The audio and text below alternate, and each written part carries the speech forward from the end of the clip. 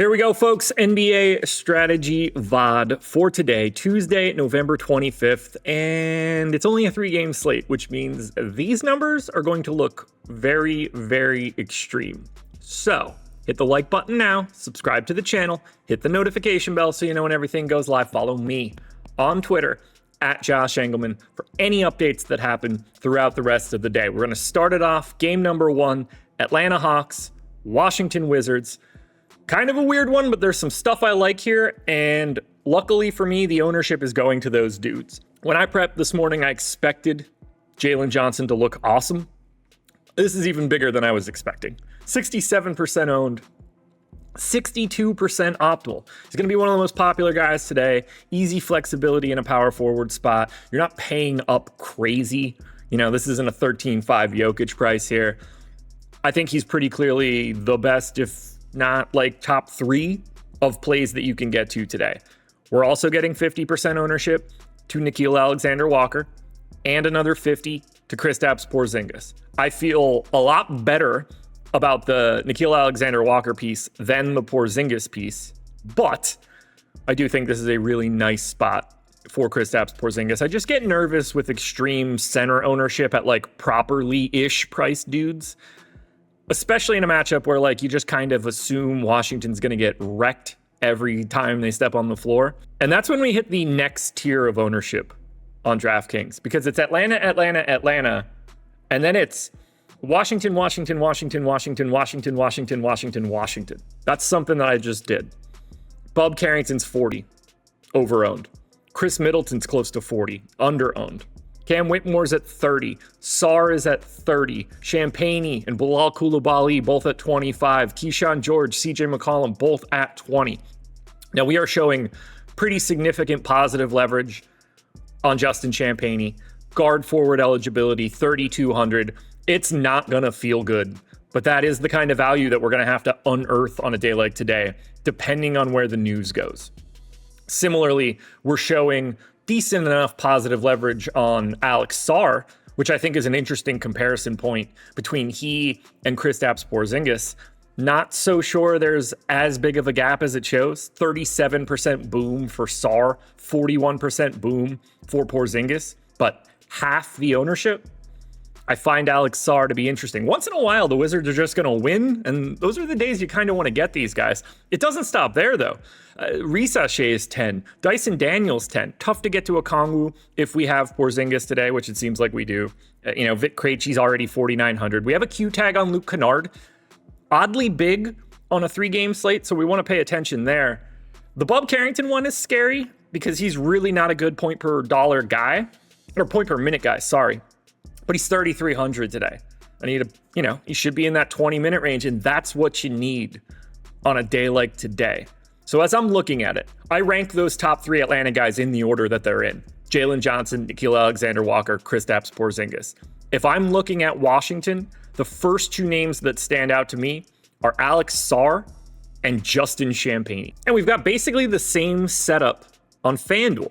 60% ownership for Nickeil Alexander-Walker, 60 for Porzingis, close to 60 for Jalen Johnson. Atlanta, right out of the gate. Dyson Daniels looks very different on FanDuel. He's 28% owned, 28% optimal. Middleton still looks solid, a little bit of positive leverage. Guys like Justin Champagny are not the same thing on FanDuel as they are on DraftKings. Bub Carrington is not the same thing he is on FanDuel as he is on DraftKings. Someone like CJ McCollum looks better here, I believe. I think Risa is interesting here. The minutes just haven't been there. He hasn't been as good as I expected him to be coming into year number 2. But small forward, power forward, 4,200. And a starter today, it's kind of tough to want to get away from him. He is the guy that I'm most interested in from Washington on the FanDuel end. To game number 2 we go. Orlando and Philly. Now this one's a mess. VJ Edgecombe out for Philly.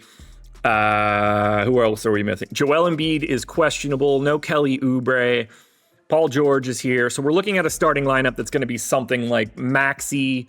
We're going to get Paul George. We're going to get Embiid. We're going to get Quentin Grimes, I believe. And my expectation is Justin Edwards. But Jalen Suggs is the guy breaking free in this game.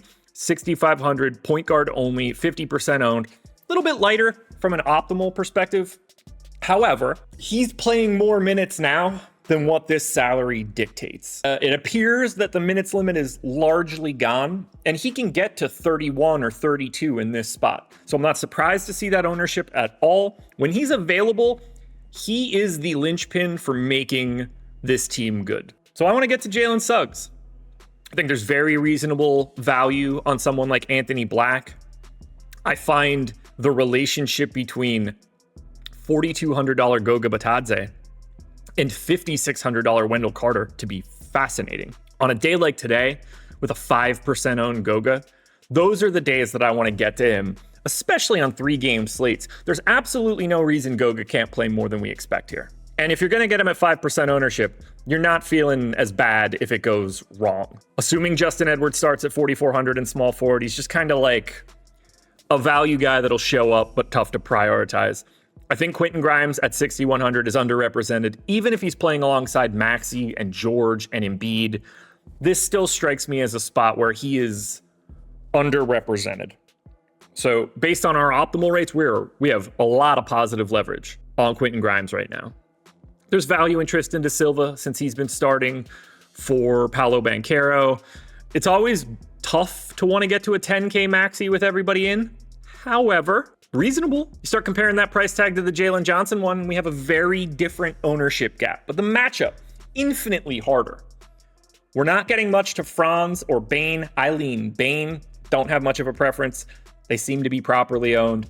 John Isaac, power forward, center eligible, starting to get a couple extra minutes. Flat min 3K. Keep an eye on it. Okay, FanDuel side here. 60% ownership to Suggs looks the same. So when you hear anybody talk about Suggs today, it's the same situation on DraftKings as it is on FanDuel. Grimes, massively underowned, at least as of right now. We'll see what that looks like later, but 5,600 guard forward, tough to beat. This is where you want to get to Desmond Bane if you can. Embiid participating in shoot around, interesting timing. So for Bane, if you're going to him, you're going to him here. I think he very easily looks better than Franz does on the FanDuel side.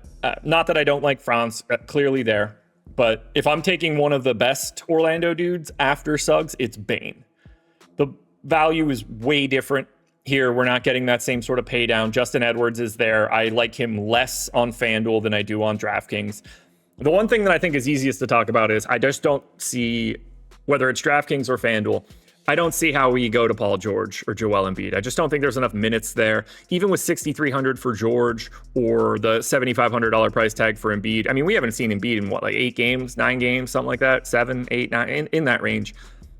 I can't pay that 7,500. So it's really just nerfing Philly a bit, but those extra injuries are doing enough to try to get us to some Grimes or some Edwards. I will be very quick for this one, but I know you guys want it. We're running a Black Friday sale. 50% off any weekly core or max package, as long as you use the promo code GRAVY. We've cranked out 4 milli winners over the past few months. You can see one on the screen right now. Jake's been crushing the NHL side. You can get in for a regular sport. You can get in for all access if you want. The link is in the description, but you can get 50% off any weekly core or max package using that promo code GRAVY. There's never been a better time to come in right now. We've got NBA, we've got NFL, Thanksgiving is coming.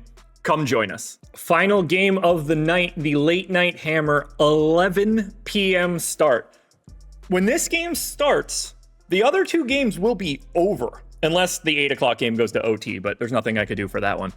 And there is basically zero ownership coming into this game. 18% to Luka, 15 to Zoo, 15 to LeBron, 13 to Kobe Sanders with massive negative leverage. John Collins is sort of the reverse. Nobody's getting to James Harden. Kawhi Leonard is in. This is a fascinating spot because realistically, I want to have more of this game heading into lock so that I can maximize my lineups based on the performance of the first 2. Because this is a very distinct line in the sand. You're going to know if a lineup can win or lose at that point, and you want to make sure those lineups are either maximizing their chance to win or maximizing their chance to get into the cash line. Both of those things are 2 different things when you're late swapping. That's why you guys should be using the Sims. I'm a little nervous about Luka. I don't love the spot, but LA versus LA, there's something there. I think the most interesting guy in this game is Ivica Zubac, which is interesting because there's no DeAndre Ayton for the Lakers.